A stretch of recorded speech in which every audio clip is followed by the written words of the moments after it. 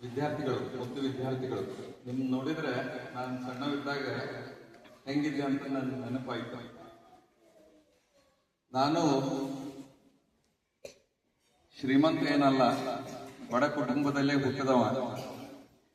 ಆದ್ರೆ ನಾನು ಫಸ್ಟ್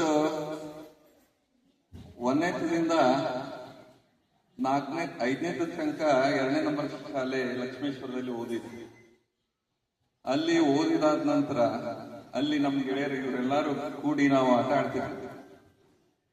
ನಾವೆಲ್ಲ ಮನ್ಯಾಗ ಹೇಳ್ದಂಗ ಓಡೋಡಿ ಹೋಗಿ ಕ್ರಿಕೆಟ್ ಆಡ್ತಿದ್ವಿ. ಕ್ರಿಕೆಟ್ ಆಡಿ ಅವಾಗಿನ ಕ್ರಿಕೆಟ್ ಅಂದ್ರೆ ಕಾರ್ಕ್ ಬಾಲ್ ಎಲ್ಲ ಕ್ರಿಕೆಟ್ ಆಡೋದು. ಕಾರ್ಕ್ ಬಾಲ್ ಹೆಂಗ್ ರೆಡಿ ಮಾಡ್ತಿದ್ವಿ ಅಂತಂದ್ರೆ, ಅದು ಕಾರ್ಕ್ ಬಾಲಿನ ಗಿಡ ನೋಡಿರಿ, ಎಲ್ಲಾರು ನೋಡಿರಿ ಗಿಡ, ಅದು ಉದ್ದುದ್ದ ಕಾಯಿ ಇರ್ತಾವಲ್ಲ, ಅವು ಕಾಯಿ ಎಲ್ಲ ಕೆಡವಿ ಕುಟ್ಟಿ ಬಾಲ್ ಮಾಡ್ತೀವಿ. ಅದನ್ನ ಬಾಲ್ ಮಾಡಿ ಕ್ರಿಕೆಟ್ ಆಡ್ತೀವಿ. ಆ ಕ್ರಿಕೆಟ್ ಆಡುವಾಗ ಅನೇಕ ನೋವುಗಳಾಗಿಲ್ಲ. ನನ್ನ ಬೆರಳು ಸೊಟ್ಟಾಗಿತ್ತು, 2 ಕಿರುಬೆರಳು.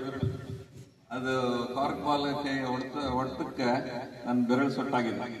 ಇವೆಲ್ಲ ಆಮೇಲೆ ಇವು ಎಲ್ಲಾ ಹುಡುಗರು ನಮ್ಮ ಗೆಳೆಯರದ್ರಲ್ಲ, ನಮ್ಮ ಮನೆ ಹತ್ರ ಬಂದು ನನ್ನ ಬೆರಳು ನೋವಾಗಿದ್ದಕ್ಕೆ ನಮ್ಮವು ಕಳಿಸ್ತಿರ್ಲಿಲ್ಲ ಆಟ ಆಡಕ.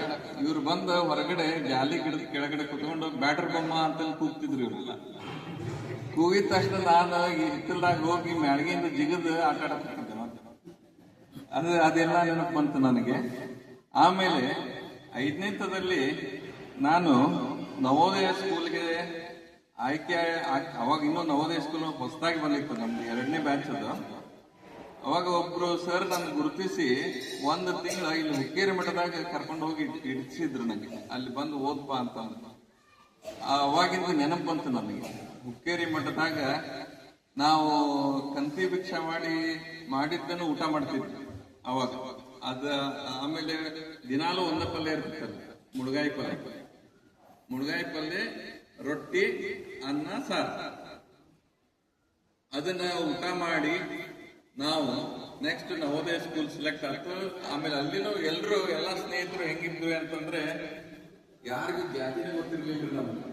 ಈಗೂ ನನಗೆ ಯಾರಿಗೂ ಜಾತಿ ಗೊತ್ತಿಲ್ಲ. ನನಗೆ ಜಾತಿ ಯಾವಾಗ ಗೊತ್ತಾಯ್ತು ಅಂತಂದ್ರೆ, ಹುಡುಗಿ ಹುಡುಕಾಕ ಚಾಲೂ ಮಾಡಿದ ಜಾತಿ ಗೊತ್ತಾಯ್ತು. ಅಲ್ಲಿವರೆಗೂ ಜಾತಿನ ಗೊತ್ತಿರ್ಲಿಲ್ಲ. ಅಂದ್ರೆ ಅಷ್ಟೊಂದು ಸ್ನೇಹ ಅಂತಂದ್ರೆ ಅಷ್ಟು ಗಟ್ಟಿ ಇರುತ್ತೆ ಅನ್ನೋದಕ್ಕೆ ನಾನು ಈ ಮಾತು ಹೇಳಿದೆ. ಆಮೇಲೆ ನನ್ನ ಸ್ನೇಹಿತರ ಪಾತ್ರ ಬಹಳಷ್ಟಿದೆ. ಇಲ್ಲಿ ನೆರೆದಿದ್ದಾರಲ್ಲ ಎಲ್ಲ ಸ್ನೇಹಿತರು, ಇವರೆಲ್ಲ ತಮ್ಮ ವಿಭಾಗದಲ್ಲಿ, ತಮ್ಮ ಕ್ಷೇತ್ರದಲ್ಲಿ ಪರಿಣಿತಿ ಹೊಂದಿದ್ದರು. ಆಮೇಲೆ ಲಕ್ಷ್ಮೇಶ್ವರದಲ್ಲಿ ಹಿರಿಕರು. ಅಂದ್ರೆ ನಾವೆಲ್ಲರೂ ಒಗ್ಗೂಡಿ ನಾವು ಸ್ನೇಹದಿಂದ ಈ ಸಮಾಜದಲ್ಲಿ ಬದುಕ್ತಾ ಇದ್ದೇವೆ ಅನ್ನೋದಕ್ಕೆ ಒಂದು ದೊಡ್ಡ ಉದಾಹರಣೆ. ಅದಕ್ಕಾಗಿ ನಾನು MBBS ಓದಿದಾಗ ಗುರುಕುಲ ಹಾಸ್ಟೆಲ್ದಾಗಿದ್ದಾಗ, ಅದು ಲಿಂಗಾಯತ ಹಾಸ್ಟೆಲ್ನಾಗ ನಾನು ಅಲ್ಲಿ ಹಾಸ್ಟೆಲ್ನಾಗ ವಸತಿ ತಗೊಂಡಿದ್ದೆ. ಅಲ್ಲಿ ಸೇಮ್ ಇದೇ ತರ, ಹೀಗೆ ಪ್ರೇಯರ್ ಎಲ್ಲ ಇದೇ ತರ. ಅದಕ್ಕೆ ಈ ಸಮಾಜ ನನಗೆ ಕೊಟ್ಟಿರೋದು ಬಹಳಷ್ಟಿದೆ. ಆಮೇಲೆ ನನಗೆ ನಮ್ಮ ಸ್ನೇಹಿತರು ಏನು ನನಗೆ ಹೇಳಿದ್ರ ಅಂತಂದ್ರೆ, ಅವ್ರನ್ನ ನೋಡಿ ನಾನು ಕಲ್ತಿರೋದು ಏನಂತಂದ್ರೆ, ನಮಗೆ ಸಹಾಯ ಮಾಡುವ ಪೊಟೆನ್ಷಿಯಲ್ ಬಹಳಷ್ಟು ಇರುತ್ತೆ ಯಾವುದೇ ವ್ಯಕ್ತಿ ಆಗಲಿ. ಆ ಪೊಟೆನ್ಷಿಯಲ್ ಅಂದ್ರೆ ಶಕ್ತಿ. ನೀವು ಸಹಾಯ ಮಾಡ್ಬೋದು, ನಾನು ಸಹಾಯ ಮಾಡ್ಬೋದು, ಅವರು ಸಹಾಯ ಮಾಡ್ಬೋದು. ಎಲ್ಲರೂ ಸಹಾಯ ಮಾಡುವ ಗುಣವನ್ನು ಬೆಳೆಸ್ಕೊಂಡ್ಬಿಟ್ರೆ ಆಟೋಮೆಟಿಕಲಿ ಸಹಾಯ ಆಗ್ಬಿಡುತ್ತೆ. ಅದಕ್ಕಾಗಿ ಈ ನಂದು ಹುಟ್ಟುಹಬ್ಬ ಅಂತಂದ ಏನ್ ಆಚರಿಸ್ತಿದ್ದಾರಲ್ಲ, ಇದು ನೆಪ ಮಾತ್ರ. ನನ್ನ ಹುಟ್ಟುಹಬ್ಬ ಬರೋದು ಗೆಳೆಯರ ದಿನದಂದು. ಯಾವಾಗಲೂ ಫ್ರೆಂಡ್ಶಿಪ್ ಡೇ ಅಂತ ಮೊನ್ನೆ ಆಚರಿಸಿದ್ರಿ ನೀವು, ಅದೇ ದಿನಾನ ನಂದು ಹುಟ್ಟುಹಬ್ಬ ಬರ್ತಿತ್ತು. ಅದಕ್ಕೆ ಇದೆಲ್ಲ ಫ್ರೆಂಡ್ಶಿಪ್ ಡೇ ಅಂದ್ರೆ ತಪ್ಪಾಗ್ಲಾರದು. ಇದು ಒಂದು ನೆಪ ಮಾತ್ರ. ನಾವು ಇಲ್ಲಿಂದ ಯಾವ್ದು ಕೇಕ್ ಕಟ್ ಮಾಡಂಗಿಲ್ಲ, ಏನೂ ಇಲ್ಲ. ಆದ್ರೆ ನಾವು ನಿಮ್ ಶಾಲೆಗೆ ಯಾಕೆ ಕುಳಿತಿದ್ವಿ ಅಂತಂತಂದ್ರೆ, ನಮ್ ಗೆಳೆಯರೆಲ್ಲ ಏನ್ ಹೇಳಿದ್ರು ಅಂತಂದ್ರೆ, ಇಲ್ಲಿ ಬಹಳಷ್ಟು ಚೆನ್ನಾಗಿದ್ದಾರೆ ವಿದ್ಯಾರ್ಥಿಗಳು, ಅವರು ಮುಂದಿನ ದೊಡ್ಡ ವ್ಯಕ್ತಿಗಳಾಗ್ತಾರೆ ಮತ್ತು ಅವರಿಗೆ ಒಂದು ಸ್ಫೂರ್ತಿ ಆಗ್ಬೇಕು ನಮ್ಮನ್ನೆಲ್ಲ ನೋಡಿ. ಅದಕ್ಕಾಗಿ ಇಲ್ಲಿ ಕಂಡಕ್ಟ್ ಮಾಡೋಣ ಅಂತ ಬಂದ್ವಿ. ನಾವು ಇಲ್ಲಿ ನಿಮ್ಮನ್ನು ನೋಡಿ ನಮ್ಮನ್ನು ಕಂಡುಕೊಂಡ್ವಿ. ಯಾಕಂತಂದ್ರೆ ನಾವು ನಿಮ್ಮಂಗೆ ಇದ್ವಿ. ನೀವೆಲ್ಲರೂ ಯಾವತ್ತೂ ಹಿಂದೇಟು ಹಾಕಬಾರದು. ಜೀವನದಲ್ಲಿ ಯಾವಾಗ್ಲೂ ಮುಂದೆ ಹೋಗ್ತಿರ್ಬೇಕು. ಮುಂದೆ ಹೋಗ್ತಾ ಹೋಗ್ತಾ ಹೋಗ್ತಾ ದಾರಿ ಬಂದೇ ಬರ್ತದೆ.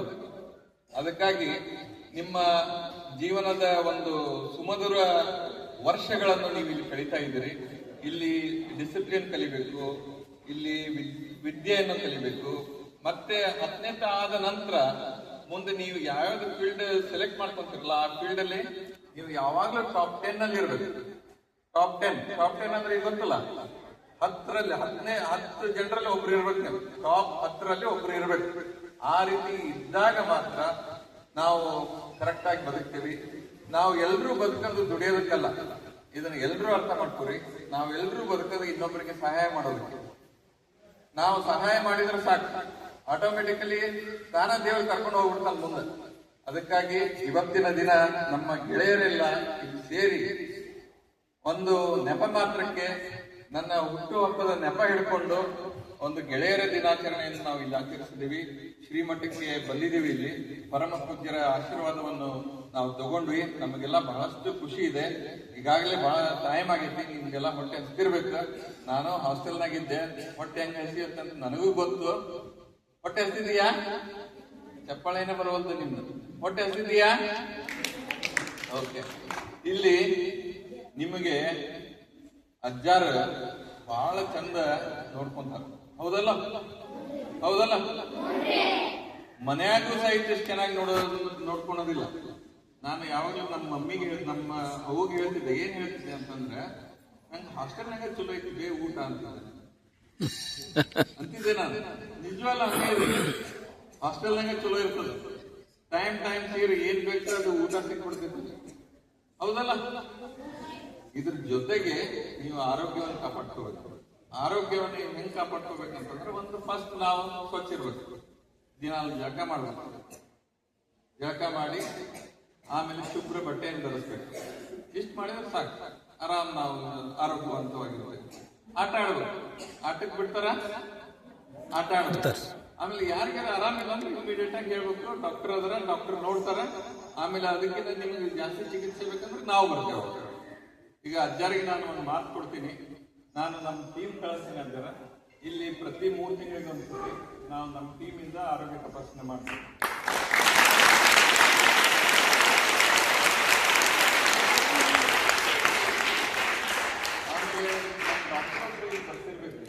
ಡಾಕ್ಟರ್ ವಿಜಯ್ ಅಂಗಡಿ ಅಂತ ಅವರು ನಮ್ಮ ಸ್ನೇಹಿತರು.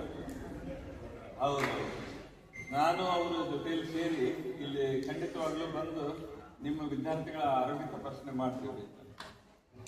ಆಮೇಲೆ ನೀವು ಖುಷಿಯಿಂದ ಇರ್ಬೇಕು. ಯಾವಾಗ್ಲೂ ದುಃಖದಿಂದ ಇರಬಾರ್ದು. ಯಾರಿಗಾರ ಬೇಕಾದ್ರೆ ಅವ್ರಿಗೆ ಹುರಿದುಂಬಿಸ್ಬೇಕು. ಅವನ್ ನೆನಪಾಗಿರುತ್ತೆ, ಅಪ್ಪನ ನೆನಪಾಗಿರುತ್ತೆ, ಅವಾಗ ಹುರಿದುಂಬಿಸ್ಬೇಕು. ಆಮೇಲೆ ಒಳ್ಳೆಯದನ್ನೇ ಕಲಿಬೇಕು, ಒಳ್ಳೆಯದನ್ನೇ ಮಾಡ್ಬೇಕು. ಒಳ್ಳೆಯದನ್ನ ಕಲಿತು ಒಳ್ಳೆಯದನ್ನೇ ಮಾಡ್ಬೇಕು. ಒಳ್ಳೆಯದನ್ನ ಮಾಡೋದು ಬಹಳ ಸರಳ ಐತಿ, ಆದ್ರೂ ಕೆಟ್ಟದನ್ನ ಮಾಡ್ತೀವಿ, ಹೌದಲ್ಲ? ಒಳ್ಳೇದ್ ಮಾಡೋದು ಬಹಳ ಸರಳ ಐತಿ, ಆದ್ರೆ ಮನಸ್ಸು ಕೆಟ್ಟದಕ್ಕೆ ಕರ್ಕೊಂಡು ಹೋಗ್ತೀವಿ. ಆದ್ರೆ ಮನಸ್ಸನ್ನು ನಾವು ಕಂಟ್ರೋಲಿಗೆ ತರಬೇಕು. ಅದಕ್ಕೆ ಅಜ್ಜಾರ ನಿಮ್ಗೆಲ್ಲ ಪ್ರಾರ್ಥನೆ, ನಿಮಗೆ ಯೋಗ ಎಲ್ಲಾನು ಹೇಳ್ತಾರ. ಅದನ್ನು ನೀವು ಜೀವನ ಪರ್ಯಂತ ಅಳವಡಿಸ್ಕೊಂಡ್ರೆ, ಜೀವನ ಪರ್ಯಂತ ಅದ್ರ ಪ್ರಕಾರ ನಡ್ಕೊಂಡ್ರೆ ಖಂಡಿತವಾಗ್ಲೂ ದೊಡ್ಡ ವ್ಯಕ್ತಿ ಆಗ್ತೀವಿ. ಖಂಡಿತವಾಗ್ಲೂ ನಿಮಗೆ ಏನೇನು ಸಮಸ್ಯೆ ಇದಾವಲ್ಲ ಎಲ್ಲಾ ಸಮಸ್ಯೆ ದೂರ ಆಗ್ತವೆ. ಆಮೇಲೆ ಯಾವುದೇ ಅಟ್ರಾಕ್ಷನ್ಗೆ ಒಳಗಾಗಬಾರದು. ಯಾರು ಅಟ್ರಾಕ್ಷನ್ ಬಹಳಷ್ಟು ಅದಾವ ನೋಡ್ರಿ.